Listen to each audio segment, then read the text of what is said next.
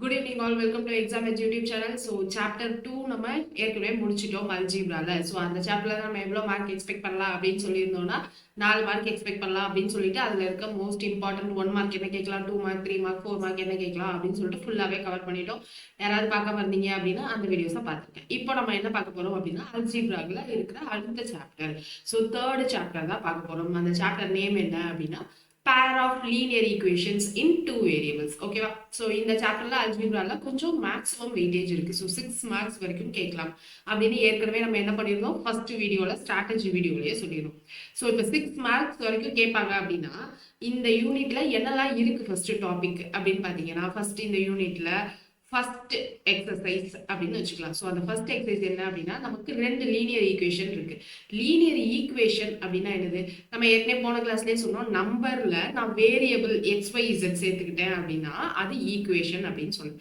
அந்த variable XYZ இருக்கலாம், இல்லை X² Y³ Z அப்படின்னு எப்படி வேணாலும் இருக்கலாம். இப்போ லீனியர் ஈக்குவேஷன் அப்படின்னா என்ன மீனிங் அப்படின்னா, நான் சேர்க்கிற வேரியபிள் இருக்கு இல்லையா, ஸோ அந்த வேரியபிளுடைய ஹையஸ்ட் பவரே 1 அப்படின்னு அர்த்தம்.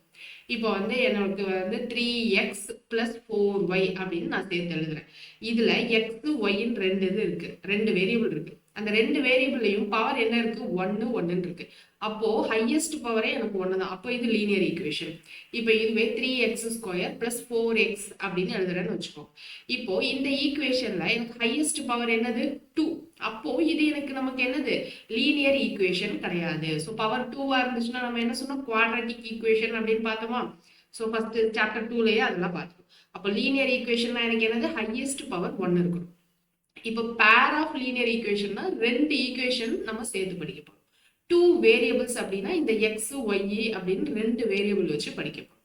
அதுதான் இந்த chapter. So pair of linear ஈக்குவேஷன்னா 2 ஈக்குவேஷன். So 3x + 4y = 2. அடுத்தது 6x + 8y = 5 அப்படின்னு 2 ஈக்குவேஷன்ஸ். ஸோ 2 தான் நம்ம பேர்னு சொல்லுவோமா.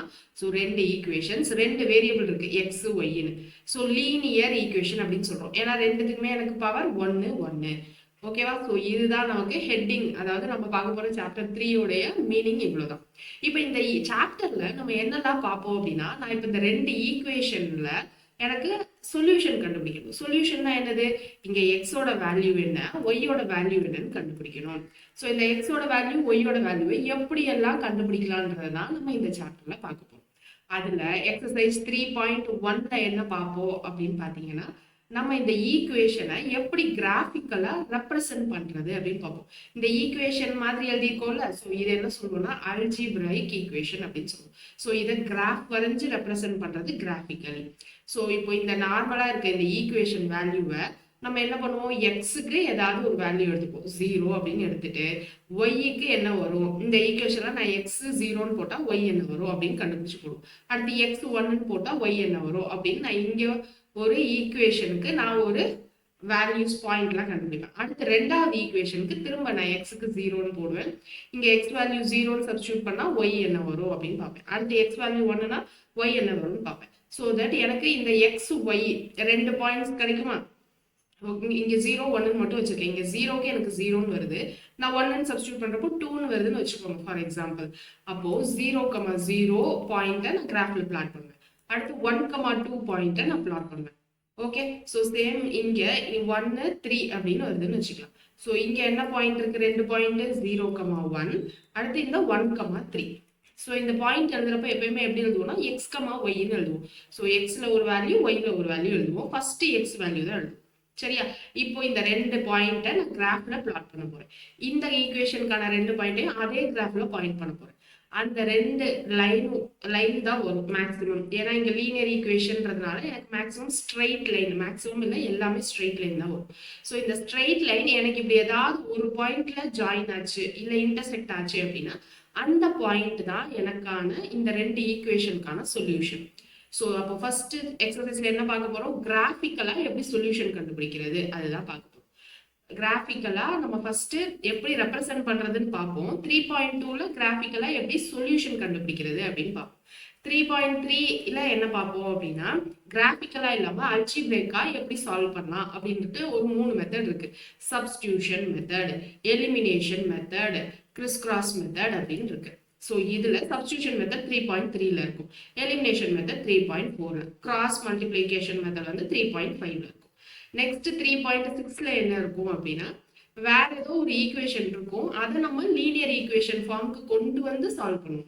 ஸோ வேற ஏதோ ஈக்குவேஷனுக்கு நம்ம எப்படி சப்ஸ்டியூட் பண்ணி லீனியர் வேரியபிளா கொண்டு வர போறோம், லீனியர் ஈக்குவேஷனா கொண்டு வர போறோம்ன்றது தான் 3.6ல இருக்கும். இதுல நமக்கு எது ரொம்ப ரொம்ப ரொம்ப இம்பார்ட்டன்ட் அப்படின்னு கேட்டீங்கன்னா 1 மார்க்கு 2 மார்க்குக்கு எது இம்பார்ட்டன்ட் அப்படின்னு கேட்டீங்கன்னா நமக்கு 3.1 3.2 ரொம்ப ரொம்ப முக்கியம், 1 மார்க்குக்கும் 2 மார்க்கும். 3 மார்க்குக்கு எது முக்கியம் அப்படின்னு கேட்டீங்கன்னா substitution, elimination, Chris cross method. So இது எல்லாமே 3 மார்க்குக்கும் 4 மார்க்குக்கும் இம்பார்ட்டன்ட். டோட்டலா நமக்கு இங்க 6 மார்க்ஸ் வர்றதுக்கான சான்சஸ் இருக்கு. ஸோ ரொம்ப ரொம்ப ரொம்ப தெளிவா புரிஞ்சுக்கணும். ஓகேவா? ஸோ இப்போ இந்த 2 ஈக்குவேஷன் இருக்கு.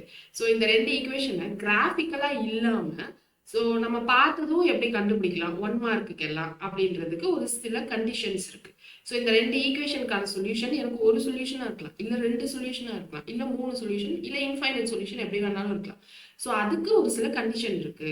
ஸோ இந்த மாதிரி எனக்கு 2 ஈக்குவேஷன் கொடுத்துருக்காங்கன்னு வைங்க, அந்த 2 ஈக்குவேஷனோட ஜென்ரல் ஃபார்மேட் நான் எழுதிக்கிறேன். So ax1 plus by1 plus c1 equal to 0ன்னு ஒரு ஈக்குவேஷன் இருக்கு. இன்னொரு ஈக்குவேஷன் வந்து சாரி ax1 கிடையாது, a1x.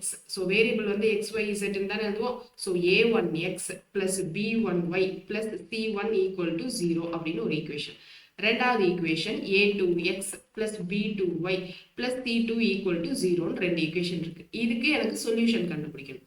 ஸோ அந்த சொல்யூஷன் கிராஃபிக்கலா இங்க நான் என்ன சொன்னேன், எந்த பாயிண்ட் இன்டர்செக்ட் ஆகுதோ அதுதான் நம்மளுடைய சொல்யூஷன் சொன்னா. ஸோ அப்படி ஒரு பாயிண்ட்ல இன்டர்செக்ட் ஆகலாம், இல்ல 2 பாயிண்ட்ல இன்டர்செக்ட் ஆகலாம், எப்படி வேணாலும் இன்டர்செக்ட் ஆகலாம். ஸோ கிராஃபிக்கலா இல்லாம நம்ம நார்மலா கோஎஃபிஷியன்ட்ஸ் வச்சும் நம்ம என்ன பண்ணலாம் அப்படின்னா எத்தனை சொல்யூஷன் வரும் அப்படின்றத சொல்றாங்க.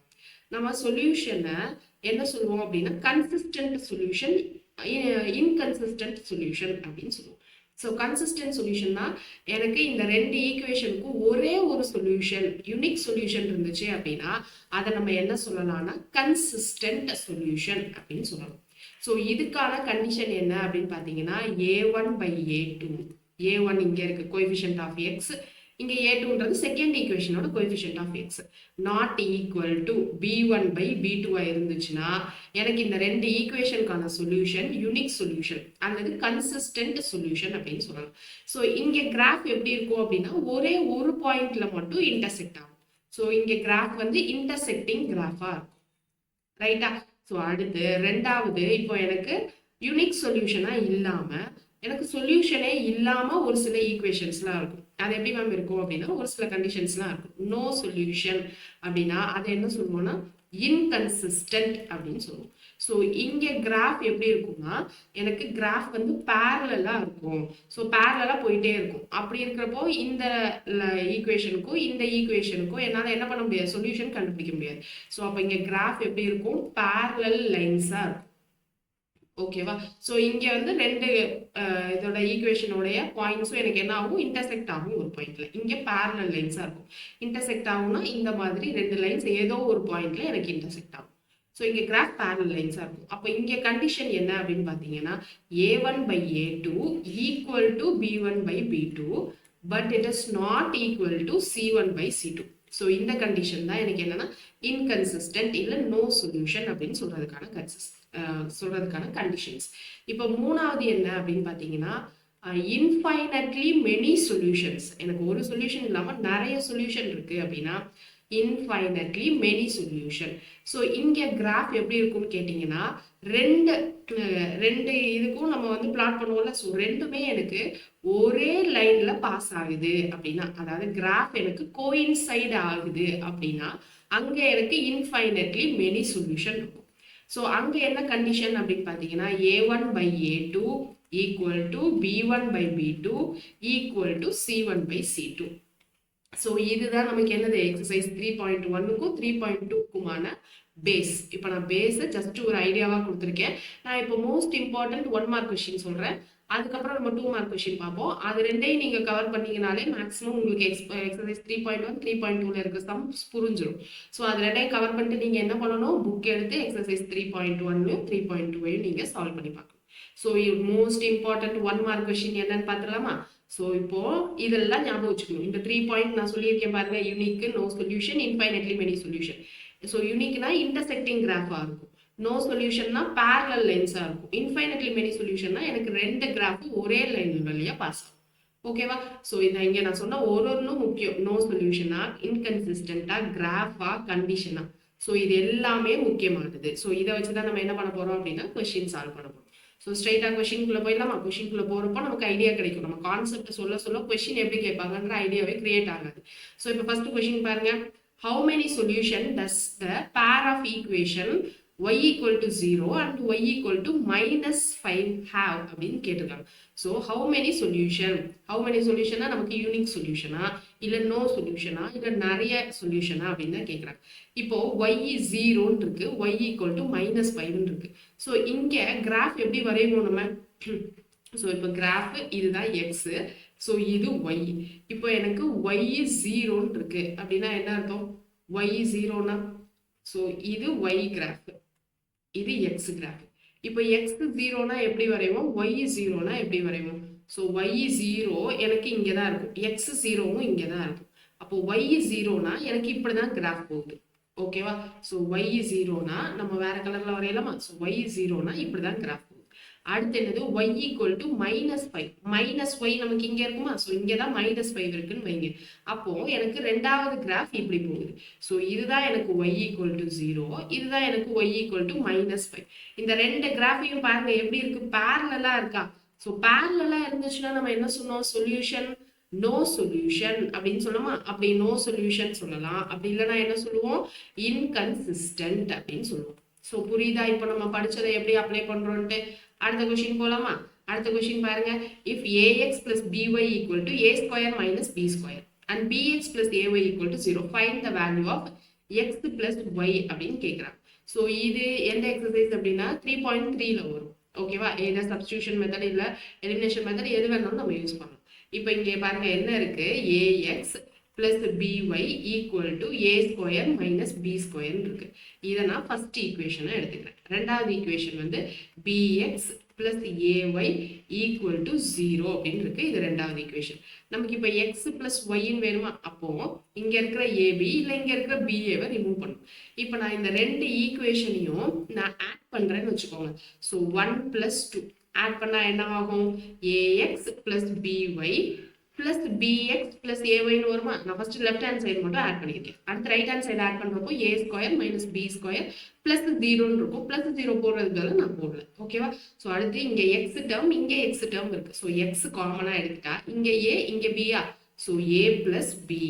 அடுத்து y டேர்ம் எங்க இருக்கு, ay byன்னு இருக்கு. ஸோ அதுல y காமனா எடுத்துட்டோம்னா இங்க என்ன இருக்கு, b, இங்க என்ன இருக்கு, a. ஸோ அப்ப இங்கேயும் திரும்ப a பிளஸ் bன்னு எழுதிக்கலாம். which is equal to a square minus b square க்கு ஃபார்முலா படிச்சிருப்போம்ல, என்ன formula, a plus b into a minus b. கரெக்டா? ஸோ இப்போ இதுக்கப்புறம் என்ன பண்ணுவோம், இங்கேயும் a plus b common. So திரும்ப காமன் எடுத்தா a plus b into x plus இந்த y எழுதிடுவோம். So x plus y which is equal to a plus b into a minus b. So இங்க a minus b இருக்கு, இங்க a minus b இருக்கு. So cancel பண்ணிடலாமா? இப்போ மிச்சம் என்ன இருக்கு, x plus y which is equal to a minus b. இப்போ x plus y ஓட வேல்யூ என்னது, a minus b. அவ்வளோதான் ஆன்சர். ஓகேவா? ஸோ பார்க்கறதுக்கு கஷ்டமா இருக்கிற மாதிரி இருக்கும், இதை நம்ம ஆட் பண்ணா போதும். ஸோ இந்த மெத்தட்லாம் வந்து என்ன பண்ணுவோம், ரெண்டு ஈக்குவேஷனையும் நம்ம கிராஃபிக்கலாகவும் இல்லாமல் கோஎஃபிஷியன்ட் வச்சு சால்வ் பண்ணாமல் ஸ்ட்ரெயிட்டாக சொல்யூஷன் கண்டுபிடிக்கணும்னா நம்ம எய்தர் சப்ஸ்டியூஷன் மெத்தட் இல்லை எலிமினேஷன் மெத்தட்லாம் சொன்னோம்ல. ஸோ அதில் இப்போ நான் என்ன பண்ணியிருக்கேன், என்ன மெத்தட் பண்ணியிருக்கேன் அப்படின்னு பார்த்தீங்கன்னா, நான் சப்ஸ்டியூஷன் மெத்தடுக்கு பதிலாக ரெண்டு ஈக்குவேஷனையும் எலிமினேட்டும் பண்ணல, நான் ஜஸ்ட் ஆட் பண்ணி ட்ரை பண்ணியிருக்கேன். ஓகேவா? ஸோ என்ன பண்ணால் வேல்யூ வரும்னு யோசிக்கணும். இப்போ அடுத்தது பாருங்க, for what value of K the pair of ஈக்குவேஷன்ஸ், ஸோ ரெண்டு பேர் ஆஃப் ஈக்குவேஷன்ஸ் இருக்கு, ஹேஸ் நோ சொல்யூஷன் சொல்லியிருக்காங்க. ஸோ நோ சொல்யூஷன் அப்படின்னா நமக்கு என்ன கண்டிஷன் உங்களுக்கு ஞாபகம் இருக்கா? என்ன கண்டிஷன் நோ சொல்யூஷனுக்கு, a1 by a2 equal to b1 by b2 but it is not equal to c1 by c2. கரெக்டா? ஸோ இங்கே இது என்னது, a1x plus b1y plus c1 equal to 0 தானே நம்ம அஸ்யூம் பண்ணோம். அப்போ இங்கே a வேல்யூ என்னது, x coefficient, a1 value x coefficient 4. B1 value என்னது y coefficient. So y coefficient என்னது -3. C1 நான் இங்க லெஃப்ட் ஹேண்ட் சைடுல இங்க சொல்லியிருக்கேன். அப்போ இந்த 9 இந்த லெஃப்ட் ஹேண்ட் சைடுல வரப்போ -9 வந்துருமா? So C1 value -9. So same இங்க என்னது A2x plus B2y plus C2 equal to 0 னு அஸ்யூம் பண்ணோம். அப்போ இங்க A2 value coefficient of x 2. So B2 value coefficient of y k. C2 value என்னது 11 இங்க இருக்கு. இந்த சைடு லெஃப்ட் ஹேண்ட் சைடு வந்துச்சுன்னா -11 வரும். ஸோ -11. ஸோ அப்போ ஆஸ் பர் திஸ் கண்டிஷன் நான் இது ரெண்டை மட்டும் இப்போ யூஸ் பண்றேன் அப்படின்னு வச்சுக்கலாம். ஸோ இங்க A1 value 4, A2 value 2 which is equal to B1 value -3, B2 value k. So இப்போ இது ரெண்டையும் நான் சால்வ் பண்ணா நமக்கு k வேல்யூ கிடைச்சிருமா? ஸோ k வேல்யூ இங்க என்ன வரும் பாருங்க. ஸோ கிராஸ் மல்டிப்ளை பண்ணும். So 4k equal to -3 into 2 -6. So k equal to -6/4. இதை 3 டேபிள்ல கேன்சல் பண்ணோம்னா -3/2 அப்படின்னு வரும். ஓகேவா? ஸோ இங்க நம்ம இதை வச்சு நாட் ஈக்குவல் டுன்னு வச்சு நம்ம யோசிச்சு பண்ண வேண்டியதா இருக்கும். ஸோ ஈக்குவல் டு சைடை நம்ம எடுத்துக்கிட்டோம் அப்படின்னா k வேல்யூ ஈஸியா கண்டுபிடிச்சிடலாம். அடுத்த கொஸ்டின் பாருங்க. Calculate the area bounded by the line x plus y equal to 10 and both the coordinate axis அப்படின்னு சொல்லியிருக்காங்க. Area bounded by the line. First இந்த லைனுக்கு நம்ம என்ன பண்ணோம்? கிராஃப் வரைஞ்சாதான் கண்டுபிடிக்க முடியும். ஸோ கிராஃப் எப்படி இருக்கும்? இங்க x இங்க y அப்படின்னு வச்சுக்கலாம். இப்போ இங்க x plus y equal to 10 இருக்கு. ஸோ x வேல்யூ நம்ம வந்து அசியூம் பண்ணிப்போம். y வேல்யூ என்னன்னு நம்ம கண்டுபிடிக்கணும். இங்க x plus y equal to 10 அப்படின்னா y என்ன கிடைச்சிரும்? y equal to x அந்த சைடு போனா மைனஸா. So 10 minus x. So y equal to 10 minus x. So இப்போ x நான் 0ன்னு அசியூம் பண்றேன். அப்போ இங்க என்ன வரும்? x 0னா 10 minus 0 10. ரைட்டா? ஸோ இப்போ நான் x 10ன்னு அசியூம் பண்றேன். அப்போ இங்க 10 minus 10 என்னவாயிடும்? 0ன்னு வரும். இப்போ நமக்கு ரெண்டு பாயிண்ட் என்ன கிடைச்சிச்சு? ஃபர்ஸ்ட் x வேல்யூ அப்புறம் y வேல்யூ எழுதணும். ஸோ 0, 10. இன்னொரு பாயிண்ட் என்னது? ஃபர்ஸ்ட் x வேல்யூ அப்புறம் y வேல்யூ எழுதணும். 10, 0. ஸோ 0, 10 எங்க வரும்? ஃபர்ஸ்ட் x 0, 0, 10 அப்படின்றது நமக்கு பாசிட்டிவ் y ஆக்சிஸா. ஸோ அப்போ இங்க வரும். ஸோ இது x 0, இது y 10. ஸோ அப்போ இதுதான் நம்மளுடைய என்ன பாயிண்ட்? 0, 10 பாயிண்ட். அடுத்து 10, 0னா x 10 இங்க வரும்னு வச்சுக்கோங்க. அப்ராக்சிமேட்டா சொல்றேன். y 0னா இங்கே தான் வரும். ஸோ இது 10, 0. அப்போ இந்த லைன் எனக்கு எப்படி வந்துடும்? இப்படிதான் வந்து நமக்கு பாஸ் ஆயிட்டு இருக்கு, எக்ஸ்டெண்ட் ஆகுது. கரெக்டா? இப்போ ஏரியா தான் கேட்குறாங்க. ஸோ இந்த ஏரியா பார்க்கறதுக்கு நமக்கு எப்படி இருக்கு? ட்ரையாங்கிள் மாதிரி இருக்கா? ஸோ இந்த லென்த் என்னது எனக்கு? 10. ஸோ 10. இந்த ஹைட் என்னது எனக்கு? 10. ஏன்னா இந்த ஹைட்ன்றது எனக்கு ஒய்யை தான் ரெப்ரசென்ட் பண்ணுது. So Y value 10. இங்கே இந்த ஹரிசாண்டல் டிஸ்டன்ஸ் எனக்கு இந்த எக்ஸை தான் ரெப்ரசென்ட் பண்ணுது. So X value 10. So area of a triangle என்னது? half into base into height. So base 10, ஹைட்டும் 10. So half into base into height. So 2 டேபிள்ல கேன்சல் பண்ணா 5. ஸோ ஆன்சர் என்னது? 5 into 10, 50 தான் நம்மளுடைய ஆன்சர். ஓகே. ஸோ இவ்வளோதான் நமக்கு 1 மார்க்கை பொறுத்த வரைக்கும். நெக்ஸ்ட் செஷன்ல என்ன பார்க்கலாம் அப்படின்னா 2 மார்க்ஸ் எப்படி கேட்குறாங்க அப்படின்ற ஐடியாவில் பார்க்கலாம். Thank you.